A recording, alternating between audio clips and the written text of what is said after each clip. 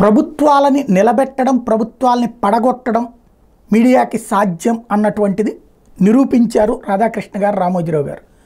గత 5 ఏళ్ల నుండి తెలుగుదేశం పార్టీ కోసం ఆ ఇద్దరు చేసినటువంటి ప్రయత్నం ఫుల్ సక్సెస్ అయింది. వైఎస్ఆర్ కాంగ్రెస్ పార్టీ ప్రభుత్వాన్ని చీల్చి చెండాడినటువంటి కథనాలు ప్రజలలోకి చాలా బలంగా వెళ్ళినాయి.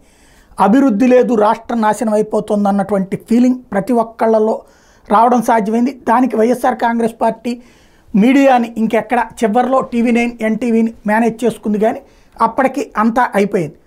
ఆ ఇంపాక్ట్ ప్రజలలో చాలా బలంగా పడినటువంటి ఆ ముద్ర ఈవేళ ప్రభుత్వాన్ని గద్దెదించింది. క్రిందటిసారి చంద్రబాబు గారిని ప్రభుత్వాన్ని అధికారంలో ఉంచడం సాధ్యం కాలేదు, అప్పుడు సాక్షి కారణంగా దిగిందని అయితే నేను అనుకోను. ఎందుకంటే సాక్షి వార్తని వైసీపీ వాళ్ళే చూస్తారు, ఈనాడు జ్యోతి వార్తల్ని అందరూ చూస్తారు, ఇంక్లూడింగ్ వైసీపీ వాళ్ళు కూడా.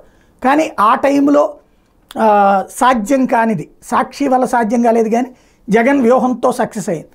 ఈ ట్రిప్ వచ్చేటప్పటికి ఈనాడు జ్యోతి జగన్ని గద్దెదించడంలో మాత్రం సక్సెస్ అయ్యారు. తద్వారా ఒకటి రామోజీరావు గారు ప్రతీకారం తీర్చుకున్నట్టయింది, రాధాకృష్ణ గారు కింగ్ మేకర్ కాగలను. మొన్న తెలంగాణలో కేసీఆర్ ప్రభుత్వాన్ని గద్దెదించిన దాంట్లో కీలక పాత్ర అయ్యారు. ఇప్పుడు ఆంధ్రప్రదేశ్లో చంద్రబాబుని గద్దెనెక్కించే విషయంలో కీలక పాత్రధారయ్యారు జగన్ని గద్దెదించడంలో.